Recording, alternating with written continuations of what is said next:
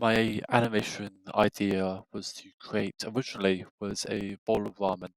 This bowl of ramen would go down a conveyor belt all the way from making the bowl to the chopsticks to the noodles to the broth. Everything else would be flowing down to then create the whole model.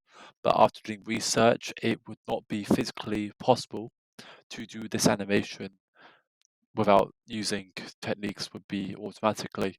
So I then went with the animation you are currently seeing, which is a kinetic wave motion or kinetic wave sculpture.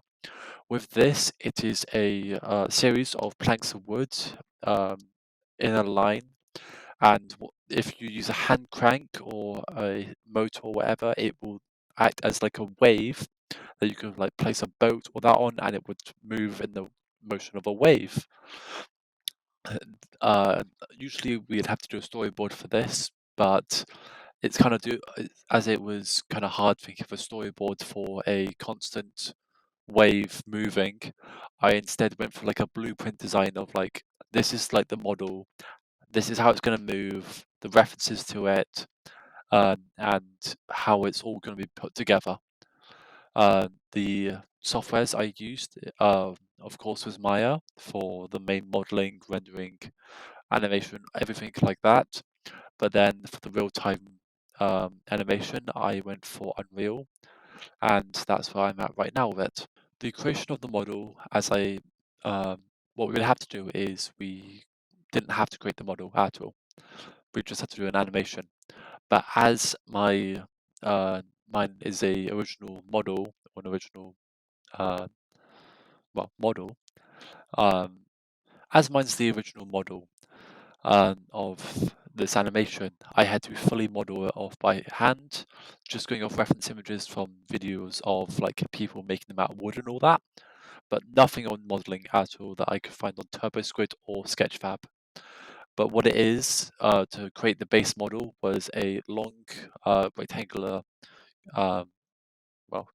cuboid, then a frame on the back end, which would hold the cylindrical object to keep the motion going, which I will be using later on in the future.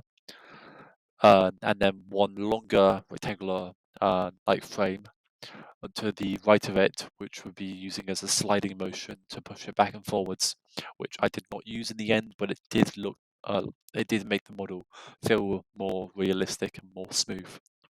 As I was finding out how to like animate the model, or how to animate like kinetic wave sculptures, I was watching videos of how they move and all that, and I was getting ideas from like, okay, uh, it moves in the same way as a piston in a car engine, where on one side you have the movement of it spinning round on a 360 degrees on a tube or cylindrical object, and then on the other side of the piston it'll be moving up and down. That's the same motion of what I was trying to get for, where the cylindrical part in the model would be spinning, but the plank would be moving side to side, making it feel like a wave. But later on down the line, that did not go so well, so I went for a new one which looked better in the end than what it did when I first created it. The first version was very basic. It was me moving it, like animating it in a 360, and then also moving it side to side. I did not add anything on. Uh, I moved it on a rotation and on a axis of the X. Um, X-axis, I think it was 30 centimeters either way, and the rotation was 15 degrees um, clockwise and anti-clockwise. But after doing this with one, it looked quite well, but it was very shaky and it just didn't work with the model as it was a still model. I went to go find out how the sculpture moves properly, so I was literally staring at the videos that you will see later on down in the webpage, that of people creating a motion, creating the object and letting it move. Like I said previously, as it moves like a piston, uh, I had to get that motion in of like spinning it, but also moving it as I didn't want to move the cylindrical object anymore, or the cylindrical object that was in the move shaft on the right hand side, the smaller frame. So I decided to give it that like pushing back effect. I then just went with rotating the um, animation left to right. Um, but before I did that,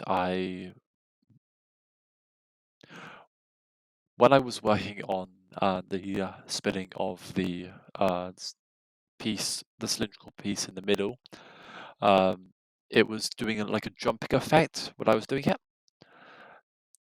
So it would like go slowly, spin up fast, and slow down again, every on a 360 degrees.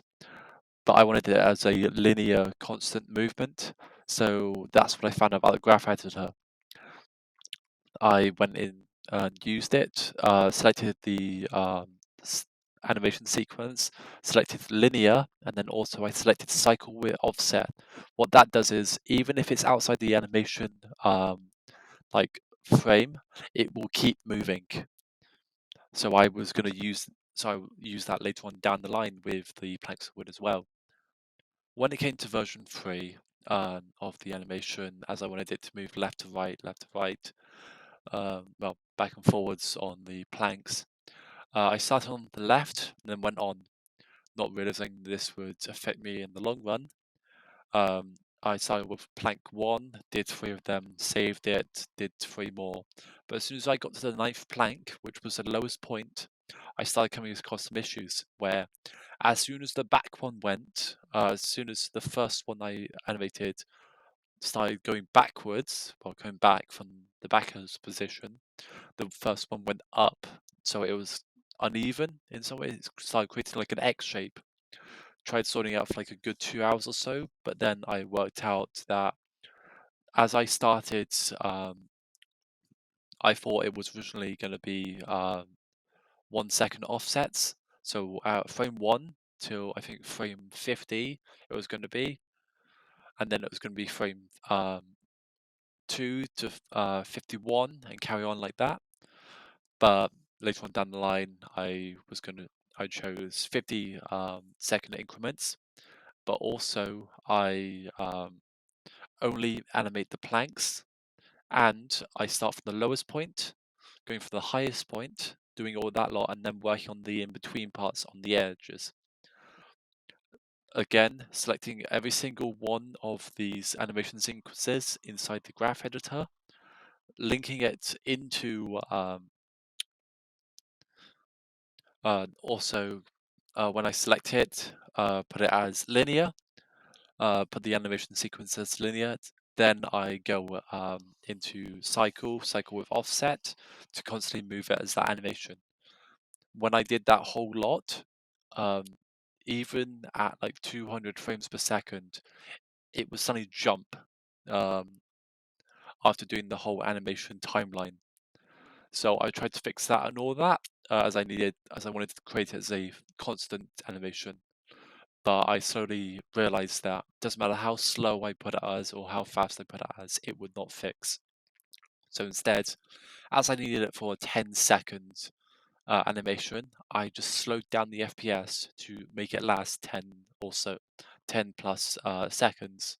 Plus, it looked a lot smoother being slowed down. And just to complete the animation a bit more, I created the 2 stands on the either side, along with a base to make it stand on, and a hand crank and a cog. And I animated both the hand crank and the cog to give it more of a environment than it's not just a wave moving without a hand crank moving. Also did linear cycle with offset and the same thing as well, just to sync it up.